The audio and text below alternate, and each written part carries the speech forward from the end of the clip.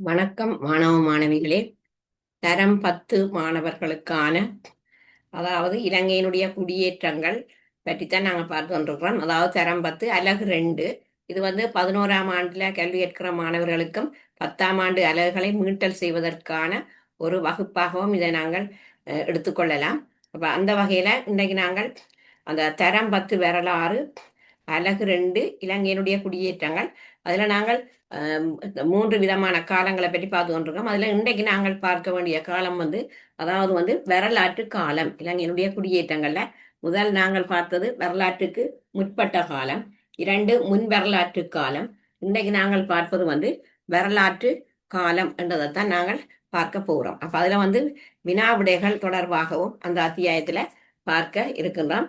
நீங்கள் இந்த சேனலுக்கு புதிதென்று சொன்னால் லைக் பண்ணி ஷேர் பண்ணி மறக்காம சப்ஸ்கிரைப் பண்ணுங்க. வாங்க இன்றைய வீடியோக்குள்ள போவோம். முதலாவது வினா என்னன்னு சொன்னால், வரலாற்று கால குடியேற்றங்களின் பரம்பலில் செல்வாக்கு செலுத்திய காரணிகளை குறிப்பிடுக.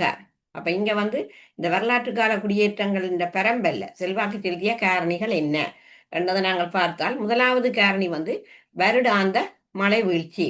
அப்ப நாங்கள் இந்த மழை வீழ்ச்சியை எடுத்தோம்னு சொன்னால், இப்ப இலங்கைக்கெல்லாம் பொதுவாக மழை வீழ்ச்சி பருவக்காற்றுகள் மூலம் கிடைக்கின்றது. வடகில் பருவக்காற்று, தென்மேல் பருவக்காற்று, அதே போல சூறாவளி மூலம் கிடைக்கின்றது. அதே போல மேற்காவுகை மழை என்று சொல்லி அதன் மூலமாகவும் எங்களுக்கு இந்த மழை கிடைக்கின்றது வருடாந்தம். அப்ப இங்க அந்த குடியேற்றங்களின் பரம்பல்ல செல்வாக்கு செலுத்துற முதலாவது காரணி மழை வீழ்ச்சி எடுத்துக்கொண்டவன்னு சொன்னா, வரலாற்று காலத்துல இலங்கையின் உலர் வலயத்துல தான் முதல் குடியேற்றங்கள் எல்லாம் அமைக்கப்பட்டது. அப்ப அங்க அந்த விவசாயம் செய்யறதுக்கு மிகவும் அத்தியாவசியமாக இந்த மழை நீர் காணப்பட்டது. அப்ப இதனால என்ன செய்யணும்னு சொன்னா, இந்த வடகிழ் பருவக்காற்றின் மூலம் அதிகமாக மழை கிடைத்த இடங்கள்ல மக்கள் தங்களோட குடியிருப்புகளை அமைத்தார்கள். இப்ப நான் சொன்னான், 2 பருவக்காற்றுகள் மூலம் இலங்கைக்கு மழை கிடைக்கிறது. ஒன்று வடகிழ் பருவக்காற்று, மற்றது தென்மேல் பருவக்காற்று. அப்ப அந்த அடிப்படையில இந்த வடகிழ் பருவக்காற்றுல காற்றின் மூலம் அதிகமான மழை கிடைக்கிற இடங்கள்ல மக்கள் தங்களோட குடியிருப்புகளை அமைத்து கொண்டார்கள். இப்ப உதாரணமாக 1000 மில்லிமீட்டர் தொடக்கம் 1250 மில்லிமீட்டர் மழை கிடைத்த அந்த உலர் வலயத்துல அதிகமான குடியிருப்புகள் காணப்பட்டது. அப்ப அங்க 1000 மில்லிமீட்டரை விட குறைவாக மழை கிடைத்த பிரதேசங்கள், அதை நாங்க சொல்றது அரை குறை வரல் வலயம். அங்க மக்கள் மிக குறைவாகத்தான் காணப்பட்டார்கள். இப்ப உதாரணமாக நாங்கள் அந்த அதிகுறை வரல் வலயம் சொல்லியிருக்க மன்னார் அம்பாந்தோட்டை பிரதேசங்களை சொல்லலாம். அது உலர் வலயம்தான். ஆனா இங்க நாங்கள் இப்ப வவுனியா, முல்லைத்தீவு, கிளிநொச்சி போன்ற மாவட்டங்களை எடுத்தோம்னு சொன்னா அது உலர் வலிய பிரதேசங்கள். அப்ப 1000 மில்லிமீட்டர் தொடக்கம் 1250 மில்லிமீட்டர் மழை கிடைத்த அந்த உலர் வலயத்துல தான் மக்கள் அதிகமான குடியிருப்புகளை அமைத்து கொண்டார்கள். அப்ப இதன் அடிப்படையில இந்த வரலாற்று கால மக்களின் குடியிருப்புகளின் பரம்பல்ல செல்வாக்கு செலுத்திய காரணியாக முதலாவது காரணி இந்த வருடாந்த மழை வீழ்ச்சியை நாங்கள் எடுத்துக்கொள்ளலாம். மற்ற 2வது காரணியை நாங்கள் எடுத்தோம்னு சொன்னா மண்ணின் தன்மை. அதாவது விவசாயம் செய்வதற்கு அல்லது நாங்கள் எந்த ஒரு பயிரையும் செய்வதாக இருந்தால் மண் வளம் உள்ளதாக இருக்க வேண்டும். அப்ப இந்த மண்ணின் தன்மை எடுத்தோம் என்றால், நீர் பற்றாக்குறை உள்ள அந்த உலர் வலயத்துல மக்கள் விவசாயத்துல ஈடுபட்டமைக்கு முக்கிய காரணம் என்னன்னு சொன்னால், அங்க வளமான மண் காணப்பட்டது. அதாவது விவசாயத்துக்கு உகந்த செங்கபில நிற மண் உலர் வலயத்துல காணப்பட்டது. அப்ப அதான் அவர்கள் அந்த உலர் வலயத்திலவே தங்களோட குடியேற்றங்களை அமைத்திருக்கிறார். மழை வீழ்ச்சி கிடைத்திருக்கின்றது வடகிழ் பருவக்காற்று மூலம். அதே போல நல்ல மண் வளம் கிடைச்சிருக்குது. அதனால அவர்கள் விவசாயத்துக்கு உகந்த நிலமாக அதை தெரிவு செய்திருக்கிறார். அப்ப இந்த மண் அதிக விளைச்சலை தருகின்ற ஒரு மண்ணாகும். அதோட இந்த மண்ணை நாங்க எடுத்தோம்னு சொன்னா மழை நீரை தேக்கி வைத்திருக்கக்கூடிய ஒரு மண். அதே நேரம் வறண்ட பருவத்திலையும் ஈரத்தன்மையோட இது காணப்படும். அப்ப இதனால வரலாற்று காலத்துல வாழ்ந்த மக்களின் குடியிருப்பு பெரம்பல்ல மிகவும் செல்வாக்கு செலுத்திய காரணியாக இந்த மண்ணின் தன்மை பிரதான இடம் வகிக்கின்றது. அதாவது மண்ணின் தன்மை, அதாவது இந்த உலர் வலயத்துல செங்கபில நிற மண் உலர் வலயத்துல காணப்பட்டது. ஆகவே அந்த மண்ணின் தன்மை 2வது காரணி. 3வது தரைத்தோற்ற வேறுபாடு. அப்ப இதுல நாங்கள் இந்த தரைத்தோற்ற வேறுபாடு எடுத்தோம்னு சொன்னா, விவசாயம் செய்யக்கூடிய மென்சாய்வான பிரதேசங்களிலும் அதே போல சமவெளி தரை பிரதேசங்களிலும் மக்கள் அதிகமாக வாழ்ந்தார்கள். மற்றது இப்ப மேலதிகமான மழைநீர் ஓடி சென்று குளங்கள்ல தேங்கி நிற்பதற்கு மென் சாய்வான சமநிலம்தான் பொருத்தமானது என்பது மிக பிரதானமான காரணம். ஆகவே இந்த தரைத்தோற்ற வேறுபாடு என்பது மிக முக்கியமானது இந்த வரலாற்று கால குடியேற்றங்கள் இந்த பரம்பல்ல செல்வாக்கு செலுத்துவதில்லை.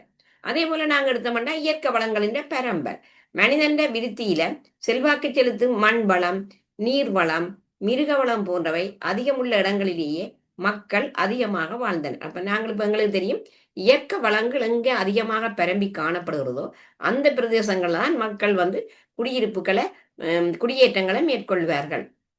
அப்ப அந்த வகையில இப்ப உதாரணமா நாங்கள் இப்ப இங்கிலாந்து எடுத்தோம்னு சொன்னா அங்க அந்த கைத்தொழில் புரட்சி ஏற்படுவதற்கு காரணம் அங்க நிலக்கரி, இரும்புத்தாது போன்ற கனிய வளங்கள் அதிகமா இருந்தபடியால தான் அங்க பிரித்தானியாவில் அதிகளவான மக்கள் அந்த குறிக்கப்பட்ட பிரதேசத்துல கூடுதலாக வாழ்ந்தார்கள் சொல்லி அந்த கைத்தொழில் புரட்சி ஏற்படுவதற்கு அதுதான் அடிப்படை காரணம் கனிய வளம். அதை மாதிரித்தான் இங்கேயும் இந்த வரலாற்று கால குடியேற்றங்களின் பரம்பல்லையும் இந்த இயற்கை வளங்களின் பரம்பல் எங்கே அதிகமாக காணப்படுதோ நல்ல மண் வளம், நல்ல நீர் வளம், மற்றது மிருக வளம், இவை அதிகமாக உள்ள இடங்கள்ல மக்கள் வாழ்ந்து வந்தார்கள்.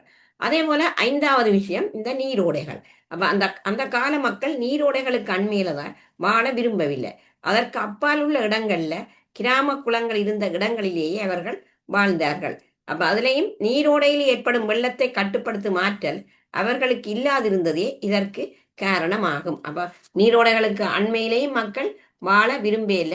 அப்ப ஏன்னா அந்த வெள்ளத்தை கட்டுப்படுத்துற ஆற்றலும் அவர்களுக்கு இல்லாமல் இருந்தது ஒரு காரணம்னு சொல்லப்படுகிறது. அப்ப இதனால இந்த இளநாகன் என்ற ஒரு மன்னன் திஸ்ஸ மகாராம குளத்தை அமைத்து அதே நேரம் கிருந்தியோயாவுக்கு குறுக்கே அணை கட்டி வெள்ளத்தை முதல்ல கட்டுப்படுத்தினான். அப்ப இதுல ஒரு பகுதி ஒன்றில் ஒரு கேள்வியை நாங்க போட்டோம்னு சொன்னா, அதாவது திஸ்ஸ மகாராம குளத்தை அமைத்த மன்னன் யார் என்று சொன்னால் இளநாகன் என்ற மன்னன் தான். அப்ப அந்த மன்னன் என்ன செய்யறான்னு சொன்னா கிருந்தியோயாவுக்கு குறுக்கே அணை ஒன்றை கட்டி வெள்ளத்தை முதல்ல கட்டுப்படுத்தினான்.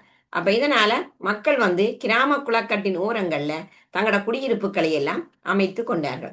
அப்ப கிராம குளங்கள் காணப்பட்ட இடங்கள்ல தான் குடியிருப்புகளும் பரவி இருந்தது. அப்ப ஆகவே இந்த முதலாவது வினாவை நாங்க எடுத்தோம்னு சொன்னா இதுல நான் அந்த விஷயங்களை மட்டும் 5 காரணிகளை சொல்லி இருக்கிறேன், செல்வாக்கு செலுத்திய காரணிகள். அதை விளக்குகன்னு கேட்க ஏதாவது 2 விளக்குகன்னு சொல்லிக்க நீங்கள் ஒரு வருடாந்த மழை வீழ்ச்சி, அதே போல மண்ணின் தன்மை 2 விஷயத்தை எடுத்து அதுக்கு நீங்கள் எப்படி வருடாந்த மழை வீழ்ச்சி கிடைக்கிறது, எப்படி அந்த மண்ணின் தன்மை விவசாயம் செய்வதற்கு ஏற்றதாக இருக்கிறது என்று நீங்கள் ஒரு விளக்கம் கொடுத்தாதான் நீங்கள் இந்த பகுதி 2 வினாக்கள்ல அதுல வழங்கப்படுகிற 6.5 புள்ளியை முழுமையாக பெற்றுக்கொள்ள முடியும். அப்ப ஆகவே முதலாவது வினா எங்களுக்கு அந்த முக்கியமான குறிப்பை போட்டிருக்கேன். 1 வருடாந்த மழை வீழ்ச்சி, 2 மண்ணின் தன்மை, 3 தரைத்தோற்ற வேறுபாடு, 4 இயற்கை வளங்களின் பரம்பல், 5 நீரோடைகள். அடுத்தது நாங்கள் பார்ப்போம் இதுல அதாவது வரலாற்று கால குடியிருப்புகளின் தன்மை பற்றி குறிப்பிடுக. அதாவது வரலாற்று கால குடியிருப்புகளினுடைய தன்மை பற்றி குறிப்பிடுக. அப்ப அதை நாங்கள் எடுத்தோம்னு சொன்னா, 1 குளத்தை அடிப்படையாக கொண்டு குடியேற்றங்கள் வளர்ச்சி அடைந்தமை, அதாவது குளங்களை அடிப்படையாக கொண்டு. இப்ப உதாரணம் சுமண வாபி காம, பிகார வாபி காம என்றதை நாங்க உதாரணமாக சொல்லலாம். அத மாதிரி 2 பல்வேறு தொழில்களின் அடிப்படையில் குடியேற்றங்கள் காணப்பட்டமை. அப்ப நாங்கள் இங்க இந்த பல்வேறு தொழில்களின் அடிப்படையில எவ்வாறு குடியேற்றங்கள் காணப்பட்டது, அதாவது அவரவர்கள் தாங்கள் செய்கிற தொழில்களுக்கு ஏற்ற மாதிரி அதாவது தமது தொழில் ரீதியாக ஒன்றுபட்டு வாழ்ந்த சில குடியிருப்புகள் வம்ச கதைகளிலும் கல்வெட்டுக்களையும் குறிப்பிடப்பட்டிருக்கின்றது. இப்ப உதாரணமா நாங்கள் எடுத்தோம்னு சொன்னால், இப்ப பல்வேறு தொழில் என்று சொல்லியிருக்க நான் இப்ப இதுல போட்டிருக்கேன் கசிகார காம, மணிகார காமன்னு உதாரணம். இப்ப நீங்கள் உங்களுடைய பாட புத்தகத்துல 27வது பக்கத்தை எடுத்தீங்கன்னா அதுல பார்க்கலாம். முதலாவது அந்த பல்வேறு தொழில்கள் என்னன்றது. விவசாயிகள் வாழ்ந்த கிராமம் கசிகார காம. அப்ப அதைத்தான் நான் இப்ப இதுல போட்டிருக்கேன், கசிகார காம என்றது விவசாயிகள் வாழ்ந்த கிராமம். அதே போல ரத்தினம் அகழ்வோர் பட்டை தீட்டுவோர் வாழ்ந்த கிராமம் மணிகார காம. அது மாதிரி இடியர் வாழ்ந்த கிராமம் கோபால காம. மீனவர் வாழ்ந்த கிராமம் கேவட்ட காம. அதே போல குயவர் வாழ்ந்த கிராமம் கும்பகார காம. தச்சர் வாழ்ந்த கிராமம் பட்டகி காம. அப்ப இது பல்வேறு தொழிலின் அடிப்படையில அங்க குடியேற்றங்கள் காணப்பட்டது. அப்ப முதல் சொன்னது குலத்தை அடிப்படையாக கொண்டு குடியேற்றங்கள் வளர்ச்சி அடைந்தமை. அப்ப அங்கேயும் அந்த குடியேற்றத்தின் கட்டமைப்பு குளத்தின் அமைப்பை நாங்க பார்த்தோம்னு சொன்னா, மழை நீரால ஊட்டம் பெறும் சிறு குளங்களை மையப்படுத்தி ஆற்று பள்ளத்தாக்குகளும் வெளியே அமைந்த குடியேற்றங்கள் ஒன்றுக்கொண்டு சுயாதீனமானவை. அப்ப ஒரு குளத்தை அடிப்படையாக கொண்டு வளர்ச்சி அடைந்த அந்த குடியேற்றத்துக்கு பேர் தான் பாபிகாம என்று இலக்கிய மூலாதாரங்கள்ல குறிப்பிடப்பட்டிருக்கு. அதே நேரம் மகாவம்சம் சொல்லுகிற அந்த சுமண பாபிகாம, விகார பாபிகாம, ஹிந்தரி பாபிகாம, கடக பாபிகாம முதலிய கிராமங்கள் அவ்வாறான புல குடியேற்ற கிராமங்கள். அப்ப இப்ப உங்களுக்கு இந்த வரலாற்று கால குடியிருப்புகளின் தன்மை பற்றி குறிப்பிட்டு அவற்றை விளக்குக என்று சொல்லியிருக்க நீங்க குலத்தை அடிப்படையாக கொண்ட குடியேற்றங்களை வச்சு விளங்கப்படுத்தலாம், அல்லது பல்வேறு தொழிலின் அடிப்படையில குடியேற்றங்கள் எப்படி காணப்பட்டது என்பதை வச்சுக்கொண்டு நீங்கள் இப்ப நான் சொன்ன விஷயங்களை, அதாவது இப்ப கசிகார காம அது என்ன தொழில், மணிகார காம, கோபால காம என்று அப்படி ஒவ்வொரு தொழிலுக்கு நீங்கள் அதை போட்டு எழுதலாம், அது விளக்கத்துக்கு. அதை மாதிரி குலத்தை அடிப்படையாக கொண்ட குடியேற்றம்னு சொல்லியிருக்க இப்ப நான் சொன்ன மாதிரி மகாவம்சம் குறிப்பிடுகிற சுமண பாபிகாம, விகார பாபிகாம, கடக பாபிகாம முதலிய கிராமங்கள் எல்லாம் இவ்வாறான குல குடியேற்ற கிராமங்கள்னு சொல்லப்படுது. அதமாய் அதுல மூன்றாவது விஷயம் என்னென்றா காரண காரிய அடிப்படையில் செயற்பட்ட கிராம வகைகள். காரண காரிய அடிப்படையில சில கிராம வகைகள் காணப்படுகிறது. அதற்கு நாங்கள் எடுத்தோம்னு சொன்னா உதாரணம் பட்டண காம அல்ல பட்டான காம என்று சொல்லலாம். பட்டான காம இப்ப உதாரணமா துறைமுகத்தை அண்டிய கிராமம் பட்டான காம, உங்களுடைய பாடநூல் 27வது பக்கத்திலே இருக்கிறது. அதே போல சிறு நகரம் அல்ல வர்த்தக கிராமம் நியம்கம் என்று சொல்லி அழைக்கப்படுகிறது. அது மாதிரி மக்களால கைவிடப்பட்ட குளங்களை அண்டிய கிராமம் ஒலகம் என்று சொல்லப்படுகிறது. அதாவது மக்களால கைவிடப்பட்ட குளங்களை அண்டிய கிராமம் உலகம். அப்ப ஆகவே இங்க நாங்கள் இந்த வரலாற்று கால குடியிருப்புகள் இந்த தன்மை பற்றி சொல்லியிருக்க ஒன்று குலத்தை அடிப்படையாக கொண்ட குடியேற்றங்கள் வளர்ச்சி அடைந்த முறைமை பற்றியும், பல்வேறு தொழிலின் அடிப்படையில எவ்வாறு குடியேற்றங்கள் காணப்பட்டது என்பது பற்றியும் நீங்கள் விஷயத்தை சொல்லி பிறகு அதற்கு ஒரு விளக்கத்தை நீங்கள் கொடுத்தால் உங்களுடைய 5 புள்ளி அல்லது 6 புள்ளியை முழுமையாக பெற முடியும். அடுத்த வினாவை நாங்கள் பார்த்தோம்னு சொன்னால், அதாவது வரலாற்று கால குடியேற்றங்களின் அமைப்பு முறை பற்றி குறிப்பிடுக. அதாவது வரலாற்று கால குடியேற்றங்களினுடைய அமைப்பு முறை பற்றி குறிப்பிடுக. அதாவது அந்த அமைப்பு முறை எவ்வாறு காணப்பட்டது என்றதை நாங்கள் பார்க்கலாம். குடியேற்றங்களின் அமைப்பு முறை. அப்ப இதுல நாங்கள் இப்ப உதாரணமா எடுத்தோம்னா இந்த குடியிருப்புகளின் கட்டமைப்பு இப்ப பார்ப்போம். இதுல பொதுவாக ஒரு கிராமத்தில் 5 அல்லது 6 குடும்பங்கள் இருந்தது. ஒரு கிராமத்துல 5 அல்லது 6 குடும்பம். சில பெரிய கிராமங்கள்ல 30 குடும்பங்கள் காணப்பட்டது. சில கிராமங்கள் வேலியிட்டு பாதுகாக்கப்பட்டிருக்கு, அது பரிகித்தகம்னு சொல்றான். பெரிய நகர குடியேற்றங்கள் காணப்பட்டது, அதுக்கு பெயர் புறம் என்று சொல்றான். அப்ப நாங்கள் இப்ப இதை எடுத்தோம்னு சொன்னால் இந்த குடியிருப்புகளின் அமைப்பு, இந்த குடியேற்றங்களின் அமைப்புன்னு சொல்லிக்க நாங்கள் முதலாவது பார்ப்போம் இந்த குடியிருப்புகளின் கட்டமைப்பு எப்படி இருந்தது. குடும்ப கட்டமைப்பு நிலவியம் என்று சொல்லிக்க குடும்பம் என்பது குலம் என்ற சொல்லால் குறிப்பிடப்பட்டது. அப்ப அங்க ஒவ்வொரு குடும்பத்தையும் பிரதிநிதித்துவப்படுத்த குடும்ப தலைவர்கள் தான் முன் வந்தார்கள்.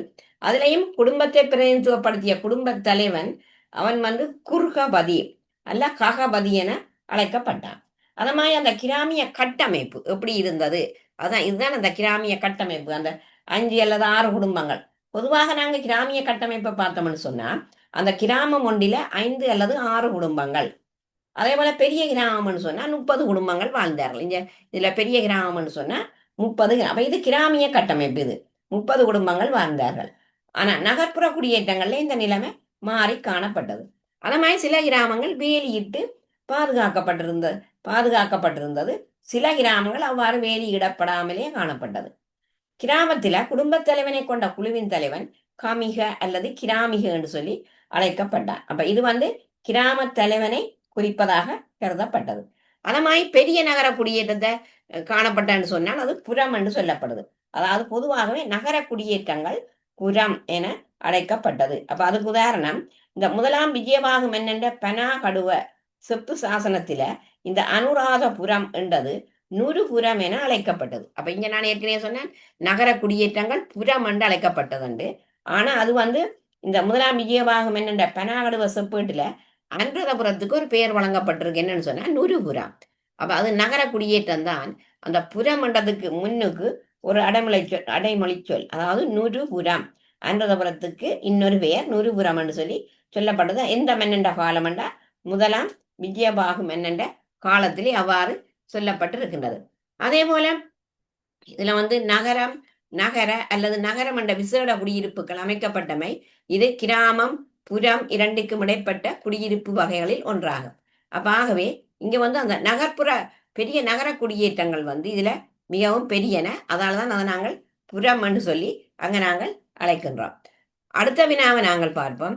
4வது வினா, வரலாற்று கால குடியேற்றங்களினுடைய அதாவது நிர்வாக முறை பற்றி குறிப்பிடுக. அதாவது வரலாற்று கால குடியேற்றங்களினுடைய நிர்வாக முறை எவ்வாறு காணப்பட்டது என்று பார்க்கலாம். அதாவது அந்த நிர்வாக முறையை நாங்கள் எடுத்தோம்னு சொன்னால் அந்த வரலாற்று கால குடியேற்றங்களுடைய நிர்வாக முறை அதுல முதலாவது போடப்பட்டிருக்கிறது குடும்பத்தை பிரதிநிதித்துவப்படுத்திய குடும்பத் தலைவன். அதுதான் அந்த குடியேற்றங்களின் நிர்வாக முறை. அப்ப குடும்பத்தை பிரதிநிதித்துவப்படுத்தியது யாருன்னு சொன்னா குடும்பத் தலைவன். அப்ப அவரை குறுகபதி அல்ல ககபதின்னு சொல்றான். 2 குடும்பத் தலைவர்களை கொண்ட தலைவன் கிராமத் தலைவன். அப்ப அவனை நாங்க எப்படி சொல்றோம்னு சொன்னா கமிக அல்லது கிராமிகன்னு சொல்றான். 3வது கிராமத் தலைவர்கள் 10 பேரை கொண்ட சபையொன்றின் மூலம் கிராம பிரச்சனைகள் தீர்க்கப்பட்டது. அப்ப அதுல அந்த 10 கிராம பிரதானிகள் பற்றி இதுல சொல்லப்படுகின்றது. கிராம தலைவர்கள் 10 பேரை கொண்ட ஒரு சபை மூலம்தான் கிராமத்துல காணப்படுற சின்ன சின்ன பிரச்சனைகள் தீர்க்கப்பட்டது. அப்ப இது இந்த வரலாற்று கால குடியேற்றங்களின் நிர்வாக முறை எவ்வாறு காணப்பட்டது என்பதற்கான ஒரு விளக்கம். அடுத்த வினாவை நாங்க பார்த்தோம்னு சொன்னால் 5வது வினா, இந்த வரலாற்று கால மக்களினுடைய ஈவனோபாயம் பற்றி குறிப்பிடுக. அதாவது வரலாற்று கால மக்களினுடைய ஈவனோபாயம் என்று சொன்ன அவை அதாவது அன்றாட வாழ்க்கை என்றதான் கருத்து. அதாவது அவர்கள் அன்றாட வாழ்க்கை சீவியம் என்றது இவ்வாறு நடைபெற்றது. அப்ப அதுல அவை ஈவனோபாயத்தை நாங்க பார்த்தோம்னு சொன்னால் சேன பயிற்சிக்கு முக்கியத்துவம் கொடுத்தார்கள். அப்ப சேன பயிற்சின்னு சொன்னா இப்ப காடுகளை அழித்து பிறகு அதாவது காடுகளை எரிக்கிறது, காடுகளை எரித்து அதன் மூலம் வர பசலை அல்ல அந்த சாம்பலை கொண்டு அதுல நிலத்தை வளப்படுத்தி குரக்கன், எள்ளு, பயறு மற்ற காய்கறி வகைகள் அவற்றை பயிரிடுகிற முறைதான் இந்த சேன பயிற்சிகை. அப்ப இங்க இந்த சேன பயிற்சிகை அவை முக்கியமான ஜீவனோபாயம். குரக்கன், எள், மெனேரி என்றதெல்லாம் அங்க பயிரிடப்பட்டிருக்கிறது.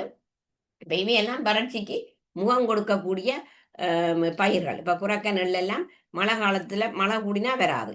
அதாவது உலர் வலியத்திலே அதே நேரம் நீர் குறைந்த இடத்துலதான் அது பயிரிடப்பட்டது. அத மாதிரி அந்த சனத்தொகை அதிகரிப்புக்கு ஏற்ப உணவு தேவையை பூர்த்தி செய்ய இங்கே கிராம குளங்கள் நிறுவப்பட்டது. அத மாதிரி அவை என்ன செய்யணும்னு சொன்னால் இந்த கிராம குளங்கள் அமைத்திருக்கணும் அதுவும் பயிர் செய்வதற்கு தான். ஏன்னா தங்களோட அந்த உணவு தேவையை பூர்த்தி செய்யறதுக்கு தான் இந்த கிராம குளங்கள் அமைக்கப்பட்டது. இதை விட நெற்பயிர் செய்கையும் மேற்கொண்டார்கள் உலர் வலயத்துல. அப்ப இதெல்லாம் அவையில ஈவனோபாயம். அப்ப சேன பயிர் செய்கையில இவ்வாறான சிறுதானிய பயிர்கள் குரக்கன், எள்ளு, பயறு, உளுந்து மற்ற காய்கறி வகைகள் கத்தரி, வண்டி அப்படியான பயிர்களை எல்லாம் பயிர் செய்தார்கள். மற்றது அந்த பயிர்களுக்கு தேவையான நீரை பெறுவதற்கு இப்படியான சின்ன சின்ன குளங்களும் அமைக்கப்பட்டது. அப்புறம் அதோட என்ன செய்தார்கள், நெற்பயிர் செய்கையையும் மேற்கொண்டிருந்தார்கள். அப்ப இது இந்த வரலாற்று கால மக்களின் ஈவனோபாயம் என்றதுக்குள்ள உள்ளடங்கம். 6வது வினா, ஆரம்ப வரலாற்று கால மக்கள் எதிர்நோக்கிய அதாவது ஆரம்ப வரலாற்று கால மக்கள் எதிர்நோக்கிய பிரச்சனைகள் 4 குறிப்பிடுக. என்ன பிரச்சனைகளை அவர்கள் எதிர்நோக்கினார்கள் என்று சொன்னால் அதுல முதலாவது பிரச்சனை என்னன்னு சொன்னால் நீர் பிரச்சனை, அதாவது தண்ணீர் பிரச்சனை. ஏனென்றா உலர் வலயத்தில் தான் அவர்கள் வாழ்ந்தவர்கள் அந்த குடியேற்றங்கள். அப்ப அவர்கள் எதிர்நோக்கிய ஒரு முக்கியமான பிரச்சனை தண்ணி பிரச்சனை. 2 வெள்ளப்பெருக்கை கட்டுப்படுத்தல், அதாவது மழை காலங்களில் மிகக்கூடிய மழை பெய்கிற போது அதிகள வெள்ளம் பெறுகிற போது அதை கட்டுப்படுத்துவது. அப்ப அதிலேயும் அவர்கள் பல பிரச்சனைகளை எதிர்நோக்கி இருக்கிறார். அடுத்த 3வது நீர் முகாமைத்துவம். 4வது சனத்தொகை அதிகரிப்புக்கு ஏற்ப தேவைகள் அதிகரித்தமை. அப்ப அதாவது சனத்தொகை மக்கள் தொகை அதிகரிக்கிற போது ஒவ்வொரு மக்களுக்குமான தேவைகளும் அதிகரித்து கொண்டு போகும். அப்ப அதுவும் அவர்களுக்கு எதிர்நோக்கிய ஒரு முக்கியமான பிரச்சனைகளாக காணப்படுது. அந்த தேவைகளை நிறைவேற்றக்கூடிய விதத்துல வளங்கள் இல்லைன்னு சொன்னா அது அவர்களுக்கு ஒரு பெரிய பிரச்சனையாகத்தான் அமையும். அத மாதிரி சனத்தொகை அதிகரிப்புக்கு ஏற்ப உணவு உற்பத்தியை அதிகரிக்க வேண்டி இருந்தமை. அப்ப சனத்தொகை அதிகரிக்கிற போது உணவின் உற்பத்தியையும் அதிகரிக்க வேணும். அப்படி செய்தால்தான் இந்த உணவு பற்றாக்குறை என்றது ஏற்பட மாட்டுது. இல்லையான்னு சொன்னா சனத்தொகை அதிகரிப்புக்கு ஏற்ப உணவு உற்பத்தி அதிகரிக்காவிட்டால் பொருட்களுக்கெல்லாம் பற்றாக்குறை, அதாவது தட்டுப்பாடு ஏற்பட்டு அவற்றை கொள்வன செய்ய முடியாத நிலையெல்லாம் ஏற்படும். இதனால மக்கள் ஒரு பட்டினி சாவு நிலைக்கு உள்ளாகிற ஒரு நிலைமையும் ஏற்படலாம். அப்ப ஆகவே இது இந்த ஆரம்ப வரலாற்று கால மக்கள் எதிர்நோக்கிய முக்கியமான பிரச்சனைகளாக இவ்வளவும் சொல்லப்படுகின்றது. அடுத்தது நாங்கள் பார்ப்போம், பின்வருவனவற்றுடன் தொடர்புடைய கிராமங்களின் பெயர்களை எழுதுக. அப்ப நான் இதுல ABCD என்று போட்டிருக்கிறேன். இது உங்களுடைய பாடநூல்ல இருக்கின்றது. இது பகுதி ஒன்றில் தொடர்படுத்தல் அப்படியானவற்றுக்கு நிரல் ஒன்று நிரல் ரெண்டு தந்துட்டு இதில் வந்து தொடர்படுத்தல்ல அந்த எழுத்துக்களை ABCDEF வந்து அந்த எழுத்துக்களை குழப்பி தந்தால் நீங்கள் அதை சரியான முறையில் நிரல் ஒன்றுக்கு பொருத்தமானதை நிரல் ரெண்டிலேருந்து தெரிவு செய்யணும். அப்போ அப்படியான ஒரு கேள்விதான்.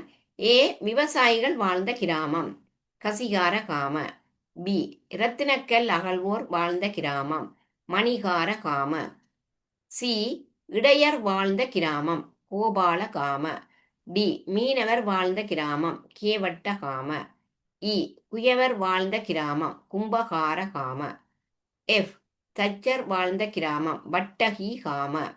ஜி துறைமுகத்தை அண்டிய கிராமம் பட்டான காம என்று வரணும். பட்டான அதில் எழுத்து புள்ளி உண்டு பட்டான காம. எச் வர்த்தக கிராமம் எவ்வாறு அழைக்கப்பட்டதுண்டா நியம்கம்.